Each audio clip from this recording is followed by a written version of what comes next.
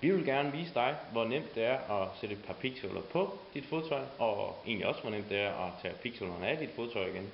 For det svarer egentlig lidt til at sætte et par strømper på dit fodtøj, og tage et par strømper af igen.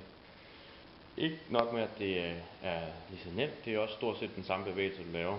Så det du egentlig bare gør, det er, at du først lægger pigsålen foran dig. Der er ikke noget, der hedder højre eller venstre pigsål. Så det er bare at tage et af parrene. Først så trækker du så pigsålen ud over den forreste del af foden, og dernæst trækker du pigsålen ud over den bagerste del af foden. Hvor højt du vil sætte pigsålen op, det bestemmer du selv, men du kan lave en naturlig justering og se, hvornår pigsålen er totalt omsluttet til dit fodtøj. Du kan se resultatet her. Så sådan her skal den nogenlunde se ud. Så nemt er det, og når du skal tage den med igen, så starter du bare med at trække den tilbage, og så ryger resten helt naturligt af. Så nemt er det.